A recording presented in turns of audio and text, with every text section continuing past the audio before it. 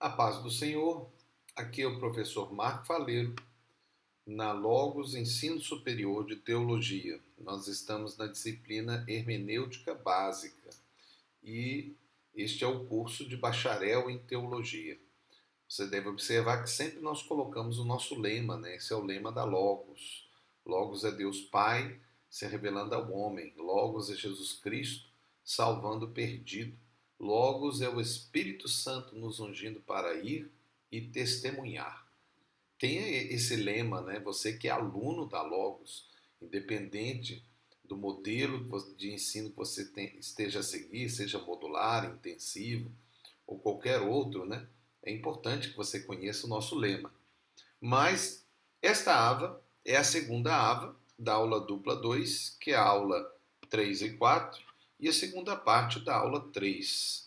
Como eu disse, nós estamos em hermenêutica e nós estamos nos baseando no livro de Esdra Bento.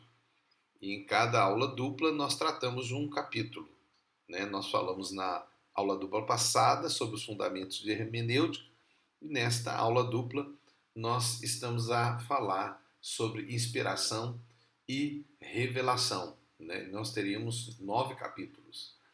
Aí está o livro, você já deve ter. Vamos então relembrar as 6 regras básicas da hermenêutica, que eu imagino que você já deva saber até de cor, não é isso? Se não sabe, então pare aí, mas você deve ter também o nosso fascículo de regras, né? Que também é um material que é obrigatório a leitura e o estudo desse material, além do livro, né? Então você deve ler, né? É obrigatório, né? Tanto a leitura do livro como do fascículo, né?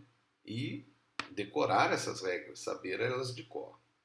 Mas vamos continuar nesta ava o assunto que estamos a tratar, que é inspiração e revelação, que é o capítulo 2, que você deve já ter lido. Se não leu, pare e leia. Do capítulo 2, da página 36 e 54. Vamos lá. Revelação. Ainda falando do assunto revelação, porque estamos a tratar 2 assuntos nesse capítulo, né? Que é inspiração e revelação. E nós falamos um pouco na ava anterior acerca do mistério.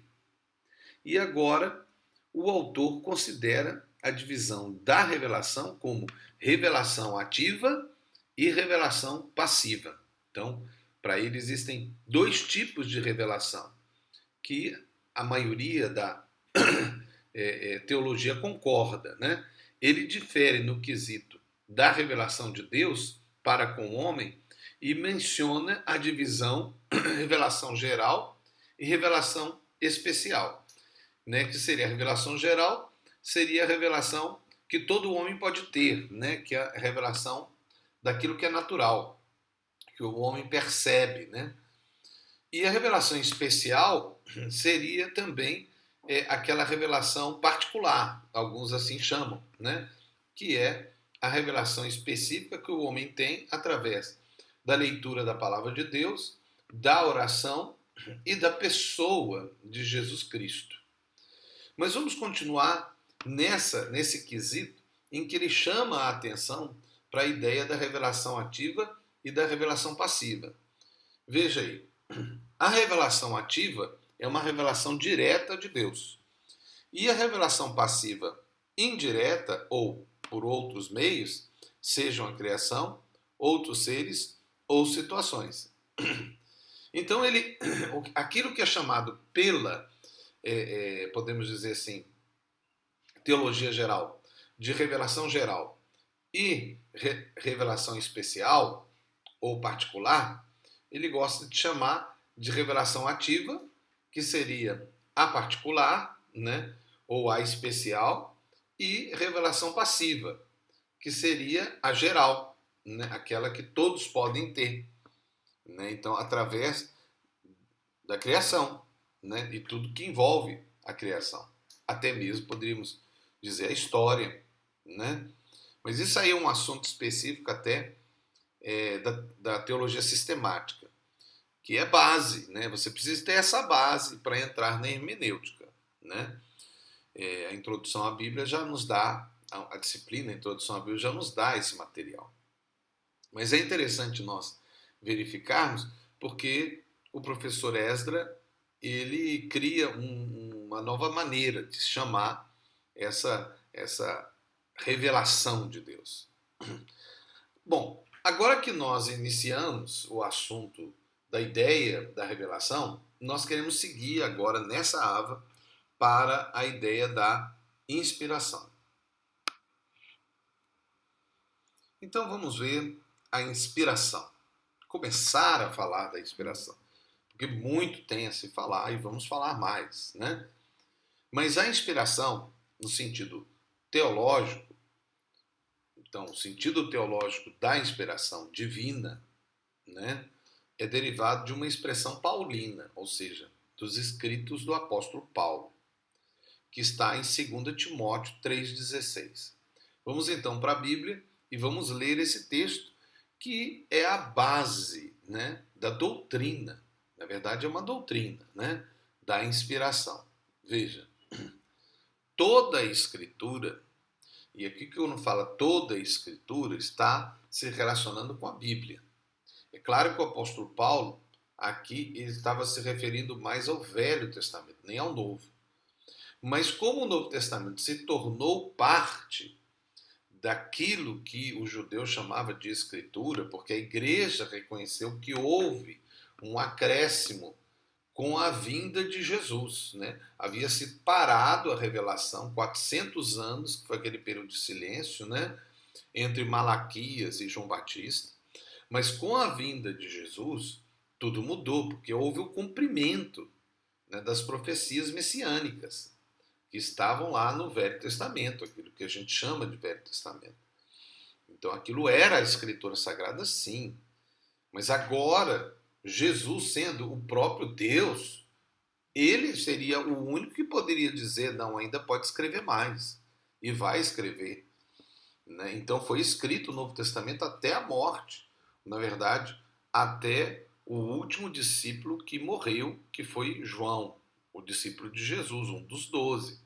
Na verdade, até o único que morreu de morte natural, porque todos os outros morreram como mártires. Mas nós vemos nesse texto, então, toda a Escritura é inspirada. Aí está a base da ideia da inspiração. Inspirada por Deus e útil para o ensino, para a repreensão, para a correção e para a educação na justiça. Essa, então, é a tradução da NVI. Vamos ver no grego. Você está a ver agora o texto grego, né? Você pode ver, então, em cima o texto com as letras gregas e embaixo o escrito com as letras latinas. Por isso é a transliteração. E a transliteração do texto acima, você vê pasa grafe, theopneumatos. Aqui está, então, a palavra grega que é traduzida como inspiração. Depois continua, né? Nós precisamos de ler isso porque o nosso objetivo é chegar aqui na ideia da inspiração, que é theopneumatos. Se você olhar acima, você vai ver aí a sequência. Passar grafe, theopneumatos. Se você quiser, você pega o link, está aí o link, é só parar, anotar, você vai entrar no texto grego, né? E você pode utilizar isso até para outros estudos, tá? Então, uma dica de um dos links, né? Um dos sites que você pode utilizar no estudo do original, do grego, né? Se você não tiver o livro em grego. Hoje em dia nem precisa muito disso, né? Porque tem muito material na internet. Mas você pode buscar aí. Mas vamos voltar para o texto. Então veja aí. Toda grafe ou toda escritura, theopneumatos, inspirada. E aí depois vai seguindo aí, né? Nós não vamos entrar aí na análise do texto em si, porque o nosso objetivo é pegar só a ideia da inspiração, né? E aí nós vemos que é theopneumatos, né? Theo é de Deus. Veja, o inspirado é uma inspiração de Deus, tá? Então, pneuma é ar, vento, né? Daí veio a ideia espírito, né? Então, inspirado aqui é o sopro de Deus, literalmente é o sopro de Deus. A tradução foi inspiração. Mas se a gente for fazer uma tradução literal da palavra, né, seria sopro de Deus. Então toda a escritura é soprada por Deus, né? É soprada sobre quem? Aí é só a gente ver os outros textos que nós já temos falado, que são os homens. Os homens foram inspirados por Deus. O quê? Eles receberam o sopro de Deus. E se a gente for ampliar essa ideia do sopro, a gente pode dar a ideia também do pneuma, ou seja, do Espírito. Então, eles receberam o Espírito Santo, que é Deus, e aí escreveram. Fizeram isso que é o gráfico, que é a escritura. Então, eu queria que vocês guardassem esse termo, né, que nós falamos, theopneumatos, por quê? Porque nos outros textos não é utilizado essa palavra, é utilizado outra palavra, tá? Nós veremos ainda mais à frente algumas coisas sobre isso, mas o fato é que esse texto é o texto base da teologia para a ideia da inspiração. E ele é, um termo teológico que nós utilizamos, é que esse termo é um rapax legomenon, que é uma transliteração do grego rapax legomenon, né, que significa algo sendo dito apenas uma vez. Então, essa palavra só foi dita uma vez. E é interessante que todas as vezes que nós encontramos um rapax legomenon na Bíblia, ou seja, uma palavra grega ou hebraica que é falada uma vez só, essa palavra ou esse texto tem algo de muito forte. Porque não foi falado em nenhuma outra vez na Bíblia a mesma palavra. Só ali. Quer dizer, o Espírito Santo quis falar algo para nós. Por senão ele não ia utilizar uma palavra uma vez só, em toda a Bíblia. Então preste atenção. Esse texto realmente é um texto destaque. Porque inspiração foi um termo utilizado uma vez só como theopneumatos. Ou seja, o sopro de Deus. Amém? Então guarde isso no coração. Nós vamos continuar falando nisso, claro, dentro do assunto que nós já estamos tratando, né? E nós estamos aí no capítulo 2, que é inspiração e revelação. Depois nós vamos ver outros assuntos, né? Hermenêutica bíblica, material e a contextual, né? Depois os assuntos específicos, né, de hebraísmo, poética hebraica, figura de linguagem.